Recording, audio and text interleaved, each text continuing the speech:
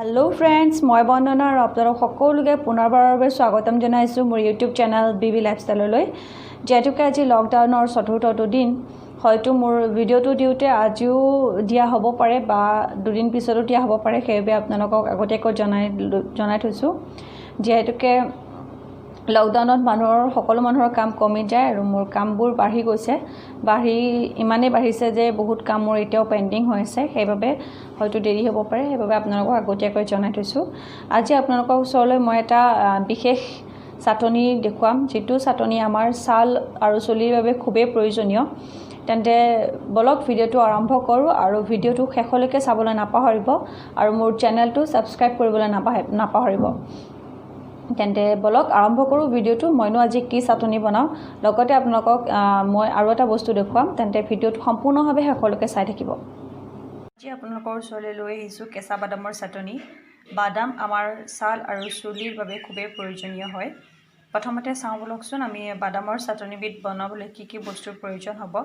ইয়াৰ বাবে আমাক লাগিব অকণমান কেঁচা বাদাম অকণমান আদা অকণমান নহৰু অকণমান নিমখ লাগিব কেঁচা জলকীয়া লাগিব অকণমান বেহৰ শুকান জলকীয়া লাগিব আৰু লাগিব কেইখিলামান নৰসিংহৰ পাত তেন্তে চাওঁ বলক মইনো কেনেকৈ বনাইছো এই চাটনিবিধ প্ৰথমতে গেছখনত পেনখন তুলি দিছো আৰু ইয়াত অকণমান তেল দিম যেটো পান বেছি নহয়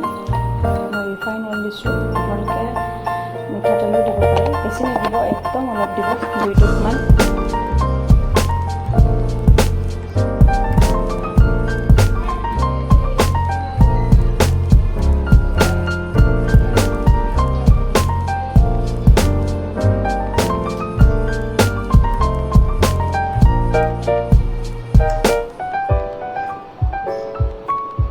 কেৰাহীখন যেহেতু গৰম হৈছে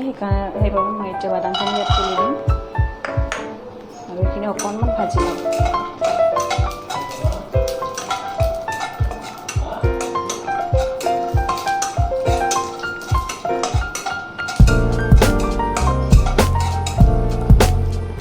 যেতিয়ালৈকে এনেকুৱা ফুটি উঠা শব্দ নোলায় তেতিয়ালৈকে ভাজি থাকিব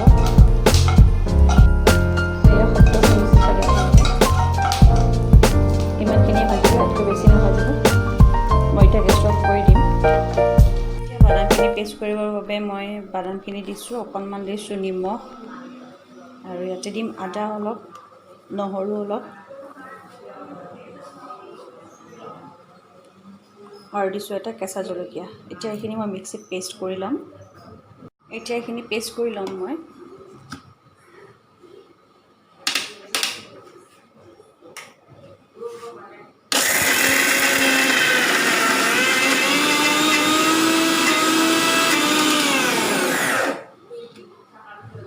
এখিনি হৈ গৈছে মোৰ পেষ্ট কৰা এখিনি পেষ্ট কৰি লোৱা হৈ গ'ল এতিয়া মই গেছত অকণমান মিঠাতেল অকণমান বেহৰ আৰু অকণমান শুকান জলকীয়া আৰু দিম দুটামান নৰসিংহৰ পাত এখিনি এতিয়া মই অকণমান গৰম কৰি লম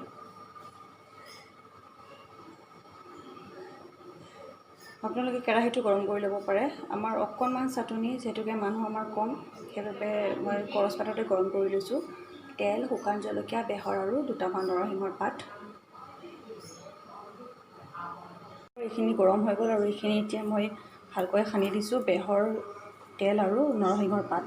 এয়া মোৰ ৰেডি হৈ গ'ল বাদামৰ চাটনি খাব খুবেই টেষ্টি হয়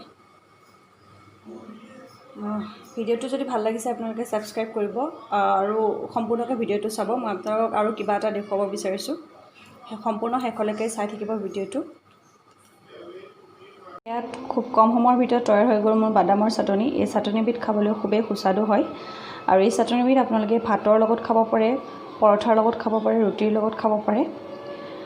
পিছে এই ভিডিওটো শেষ হোৱা নাই আপোনালোকে আগলৈ চাই থাকিব মই আপোনালোকক আৰু কিবা এটা দেখুৱাব বিচাৰিছো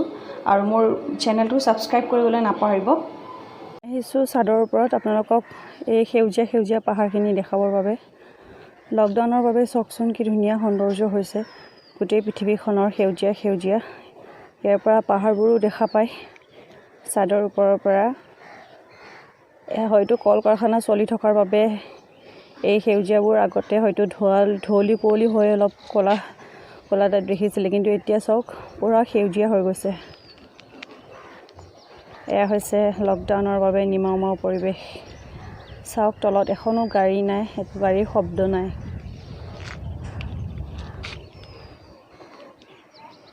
সঁচাকৈ ইয়াৰ পৰা চাই বৰ ধুনীয়া লগা হৈছে সেউজীয়া পৃথিৱীখন। এয়া কোনো মানুহ নাই ৰাস্তাত, সম্পূৰ্ণভাৱে লকডাউন। এইখিনি দেখাব বিচাৰিছিলোঁ আপোনালোকক। ভাবিছিলোঁ মই যিহেতু চাওঁ আপোনালোকেও এইখিনি উপভোগ কৰক, সেউজীয়া পৃথিৱীখন চাই যাতে সকলোৰে মনবোৰ ভাল লাগি থাকে।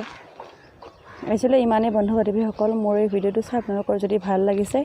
তেতিয়াহ'লে লাইক কৰিব, কমেণ্ট কৰিব, ছাবস্ক্ৰাইব কৰিব আৰু বেল বাটনটো দবাই দিব। অন্য এটা ভিডিঅ'ৰ সৈতে পুনৰ লগ পাম। আজিলৈ ইমানেই, ধন্যবাদ।